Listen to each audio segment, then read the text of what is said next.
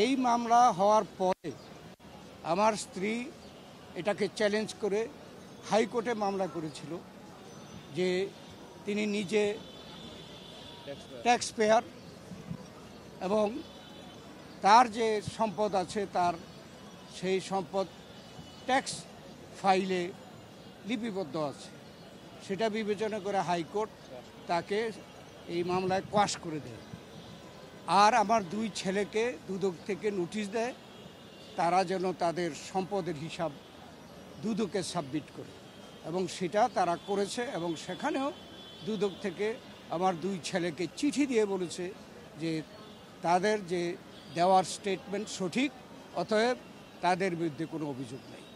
অথচ আমার বিরুদ্ধে মামলায় এই আমার স্ত্রী এবং দুই ছেলের সম্পদকে আমার সম্পদ হিসাবে হিসাব করে এই মামলাটা দায়ের করা হয়েছে, যার ফলে এখানে আইও যে অত্যন্ত গুরুত্বপূর্ণ সরকারের সাক্ষী সে আসেনি, এবং এখানে অনেক সাক্ষী ছিল যারা আসেনি, কেননা এই কথা বলার মতো বা কোনো কিছু প্রমাণ দেওয়ার মতো তাদের কাছে কিছু ছিল না।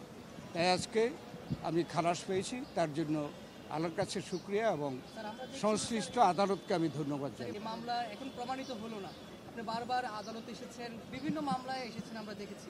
এটা হয়রানি তো নিশ্চয়ই শিকার হয়েছেন। না, যে -2 এবং বিরাজনীতিকরণের ঘোষিত নীতির অংশ হিসাবে এটা করেছে।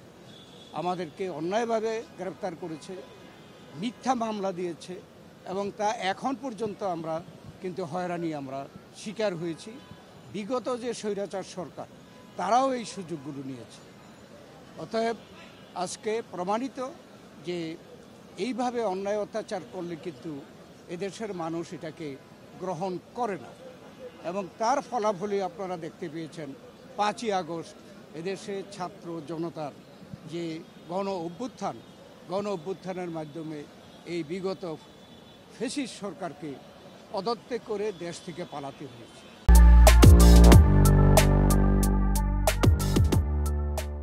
জনাব খন্দকার মোশাররফ সাহেব, ওনাকে গ্রেপ্তার করা হয় এটা উনি বলেছেন। উনি জেলে থাকা অবস্থায় ওনার নামে সম্পদ বিবরণী দাখিলের নোটিশ দিলেন। তিনি বিস্তারিত তথ্য দিলেন উইথ দ্য কমেন্টস যে আমার বাসা আমার অনুপস্থিতিতে যৌথ বাহিনীর একজন মেজর টাস্ক ফোর্সের তিনি সমস্ত কাগজপত্র নিয়ে গেছেন without any inventory or seizure list. তারপর আমার যতটা স্মরণে আছে আমি সেটার উপরে আমি বক্তব্য দিলাম। জেনেছে সেই মামলাটায় উনি বেকসুর খালাসপ্রাপ্ত, সেই মামলার তথ্যগুলো সব এই মামলায় এখানে ইনকর্পোরেট করা হয়েছে। ওইখানে 9 কোটি টাকার মতো একটা অভিযোগ ওনার এবং ওনার মিসেসের বিরুদ্ধে ছিল। সেটা লন্ডনের টাকা, লন্ডনে ওরা ইনকাম করেছেন, লন্ডনের অ্যাকাউন্টে আছে, ওনাদের স্ব উপার্জিত, কোনো বাইরে কোনো টাকা আসে নেই। সেই একই বিষয়ে 2টা মামলা এখানে আসলো। মানি লন্ডারিং মামলাটা এখানে বিচার হয়েছে বিশেষ আদালতে একে, আর ওই বিষয়বস্তু সহ এই মামলা এখানে নিয়ে আসলেন যে ওনার ওয়াইফ এবং সবার বিরুদ্ধে 12 কোটি টাকার সম্পত্তি বিবরণী। 9 কোটি টাকা কিন্তু ওই মানি লন্ডারিং মামলার ভিতরেই। এইটাতে ওনার মিসেসের সমস্ত ট্যাক্স ফাইল, ইনকাম, জাস্টিফিকেশন, ব্যবসা সহ যার সম্পত্তি এগুলো আলাদা ছিল, যেটা একটু আগে স্যার বললেন। সেই অংশটা আমরা কোয়াশমেন্ট করা হলো মামলার সুপ্রিম কোর্ট হাইকোর্ট বিভাগে।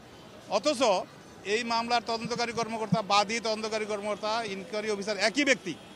উনি 2টা মামলার অভিযোগগুলো একটা মামলায় এনে এখানে ওনাকে অভিযুক্ত করলেন, চার্জশিট দিলেন। মাত্র 3 বছর সময় লাগছে ওনার জবানবন্দি দিতে।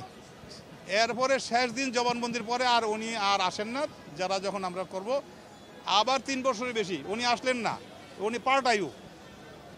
সর্বশেষ আদালত বা প্রসিকিউশনের পক্ষ থেকে ইন্টারেস্টেড হয়েই অন্যান্য সাক্ষী শুরু করলেন। আবার ফিরে যে লাস্ট আইও যিনি চার্জশিট দাখিল করেছেন তিনিও আসলেন না। এই ফ্যাক্টসটা এই জন্য বললাম যে এই মামলাগুলো যে উদ্দেশ্য প্রণোদিতভাবে করা হয়েছিল অরক্ষণীয় বিষয়বস্তু নিয়ে, অগ্রহণযোগ্য তথ্য নিয়ে, সেটা এখানে প্রমাণ করতেছে। একবার একই বিষয় নিয়ে একটা মামলা মানি লন্ডারিং, আবার একই বিষয়বস্তু নিয়ে সম্পদের মামলা। তো সম্পদে আমার একটা কথা বলতে ভালো লাগে, আমার যেহেতু সব নেতাদের মামলাগুলি করার সৌভাগ্য হয়েছে। I find doctor Khandaker Mosharraf সাহেব সো ডিসিপ্লিন, সো ক্যালকুলেটেড। ওনার ট্যাক্স ফাইল, ওনার সমস্ত ডকুমেন্টস এত চমৎকারভাবে বিন্যস্ত করা, আমার বিশ্বাস আমি অ্যাডভোকেট, আমার পক্ষে এটা সম্ভব ছিল না। উনি এই বিষয়গুলো সুন্দরভাবে গুছালো, তার সমস্ত তথ্য এই বিষয়গুলো ইগনোর করেছেন। কি বলেছেন আইও সব জায়গায় এটা বিশ্বাসযোগ্য মনে হয় না। এটা ওনার বোধহয় ইনকামের ভিতরে আসে না। গ্রামের বাড়িতে ওনার 4 ভাইয়ের একটা যৌথ একতলা বিল্ডিং, 3 লাখ টাকা, এইটাও নাকি ওনার কাছে বিশ্বাসযোগ্য মনে হয় না, ওনার ইনকাম দিয়ে নাকি করা সম্ভব না। এই জাতীয় মন্তব্যে এরকম অগ্রহণযোগ্য তথ্য দিয়ে ওনার বিরুদ্ধে মামলা চার্জশিট দেওয়া হলো। আর আজকে যেটা দেখলেন যে 2007 থেকে আজকের দিন পর্যন্ত এই যে দীর্ঘ পরিক্রমায় যতদিন কোর্ট চলছে উনি সশরীরে সবসময় এসেছেন। এত ডিসিপ্লিন, হাস্যকর।